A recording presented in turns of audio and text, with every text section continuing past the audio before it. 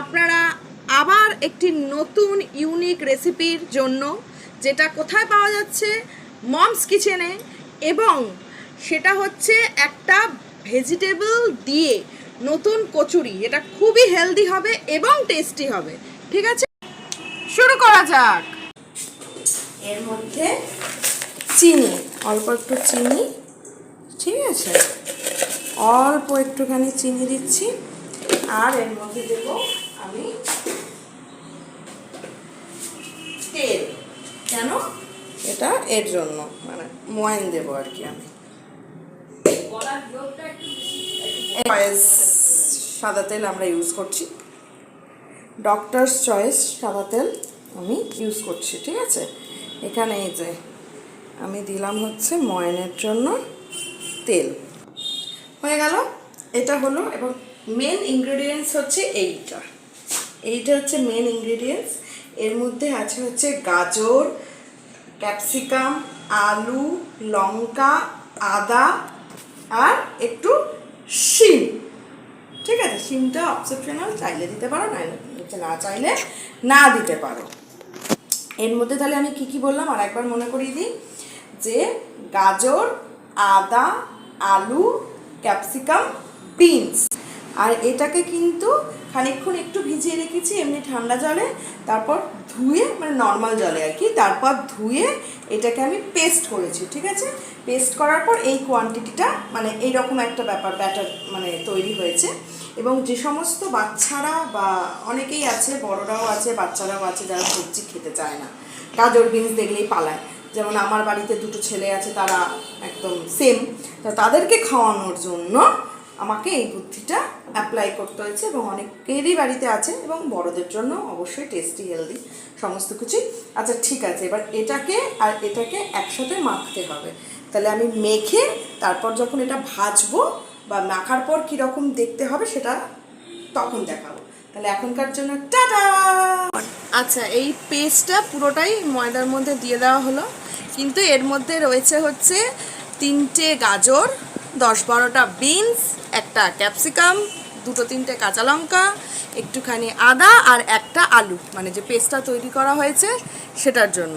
এটা মনে রাখবেন। আর এটা ময়দার সাথে এরকমভাবে মাখা হচ্ছে।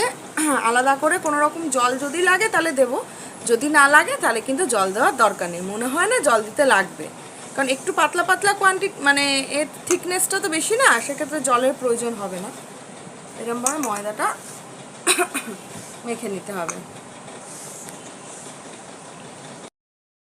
আটাটা তো মানে ময়দাটা তো মাখা হয়ে গেছে। এবার ময়দাটার লেচিটা হবে ঠিক এই সাইজের, ঠিক এই সাইজের লেচিটা হবে কিন্তু। হ্যাঁ, ময়দার লেচিটা ঠিক এই সাইজের হবে, এই যে এরকম সাইজের লেচিগুলো হবে। এবার এটা দিয়ে লুচি, পরোটা, যেরকম সাইজের, মানে যেটা আপনারা খেতে চাইছেন, লুচি খেলে লুচির সাইজে হবে, মানে এই সাইজে, আর পরোটা খেতে চাইলে আর একটু বড় সাইজের হবে। ঠিক আছে, এবার আমি এটাকে ভাজতে যাব, তো স্টে টিউন। আচ্ছা, এবার লুচিটা ভাজা হবে, তার জন্য আমি গ্যাসটা অন করেছি কড়াটাকে গরম করতে দেওয়ার জন্য। ঠিক আছে, একটু হাই ফ্লেম করে দিলাম। এবার আমি এই বোতল থেকে তেল ঢালবো। আচ্ছা, তেলটা কিন্তু নিজেদের মতন, যে মানে কে কীরকম তেলে লুচি খেতে, বা লুচি খেতে গেলে তো অবভিয়াসলি একটু বেশি তেলই লাগে, আমরা জানি। ঠিক আছে, তবুও তেলটা যে যার মতন দেবে, যে কে কীরকম তেল খায় সেই অনুযায়ী। অনেক আবার ডায়েট পার্সন আছে, তো কিন্তু যারা ডায়েট করে তাদেরও তো মাঝে মাঝে একটু খেতে ইচ্ছা করে, তো সেই জন্য তেলটা যার যার মতন। তবে আমার মনে হয় যারা কম তেল খেতে পছন্দ করো তাদের জন্য লুচির থেকে পরোটাটা বেস্ট। তবুও ডাক্তার চয়েসের তেলটা যেহেতু খুব হালকা হয়, তো সেজন্য লুচি খেলেও যারা ডায়েট করো বা মানে জিম টিম করো, সমস্ত কিছু করো, তাদের জন্য ডক্টর চয়েসের তেলটা কিন্তু বেস্ট। এটা প্রচণ্ড হালকা হয়, তাতে কিন্তু খুব সমস্যা হয় না, এবং হজমও হয় খুব তাড়াতাড়ি, খুব ভালো আর কি। ঠিক আছে, তো এবার লুচিগুলো বেলা হোক, তারপর আমি এখানে ভাজবো, ততক্ষণ তেলটা একটু গরম হয়ে যাক। আচ্ছা, এই হচ্ছে মানে লুচিটা এরকমভাবে বেলা হবে। এবার আমার তেলটা গরম হয়ে গেছে, সেই তেলটা আমি এরকম এরকমভাবে ছেড়ে দিচ্ছি। এবার তো লুচি ভাজতে তো সবাই জানো, ঠিক আছে, এরকমভাবে লুচিটা ভাজতে হবে। এবং এটার জন্য কিন্তু কোনো রকম তরকারি বা কিছু লাগবে না, এটা গরম গরম সস বা মেয়োনিজ এসবের সাথে কিন্তু সার্ভ করা যায়। এবার যাদের প্রয়োজন মনে হবে যে না আমরা সস মেয়োনিজ খাবো না, পছন্দ করি না, তাদের জন্য তরকারি, কিন্তু আমরা যদি সস মেয়োনিজ পছন্দ করি তো এটার সঙ্গে আমরা সস মেয়োনিজ দিয়ে সার্ভ করবো, ঠিক আছে। একটু ভালো করে লাল লাল করে ব্যাপারটা করতে হবে, একটু লাল লাল করে ভাজতে হবে, তো সেটার জন্য একটু টাইম দিতে হবে আমাকে। লাল লাল করে ভাজাটা হবে, আর দুদিকটা উল্টে পাল্টে দিতে হবে, কেন কি নাহলে একদিক হবে একদিক হবে না, এরকম একটা ব্যাপার হবে, সেটা তো ঠিক না।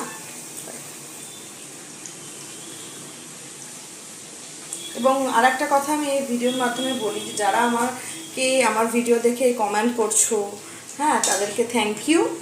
এরকমভাবেই আমাকে সাপোর্ট করো, আমার পাশে থেকো, যাতে আমি আরও ভালো ভালো ভিডিও দিতে পারি।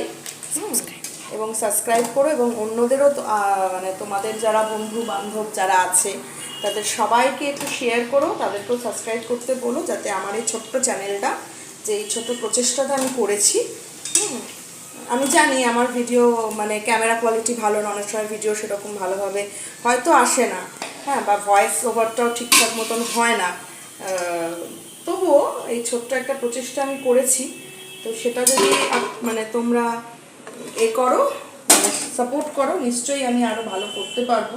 তো যারা কমেন্ট করছো, পাশে আছো, তাদেরকে থ্যাংক ইউ, এবং তোমরা এরকমভাবে আমার পাশে থেকো। আচ্ছা, যে কথাটা বলা, দেখো লুচিটা এরকম হবে ঠিক দেখতে, ঠিক আছে, এরকম একটু একটু মানে লালচে করে ব্যাপারটা করতে হবে, এই যে এরকমভাবে একটু লালচে করে করলে কি হবে, জিনিসটা খেতে ভালো হবে, ঠিক আছে। ভালো আমি সবকটা লুচি ভেজে নিই। তাহলে আজকের জন্য সেই সবজি আমাদের ব্যাপারটা মানে এরকমভাবে আমি সার্ভ করলাম, নিশ্চয়ই খেতেও ভালো হবে, এবং সেটা আমি আমার বড় ছেলেকে, আগের দিন আমার কর্তাকে খাইয়েছিলাম, আজকে আমার বড় ছেলেকে টেস্ট করতে দেবো, ও টেস্ট করে বলবে কেমন হয়েছে। রিভিউটা কিন্তু তখন আমি ভিডিও করব, ঠিক আছে। কর্তা মশাইয়ের বেলায় রিভিউটা ভিডিও করা হয়নি, কিন্তু এই রিভিউটা আমি ভিডিও করব, তো দেখি চলো।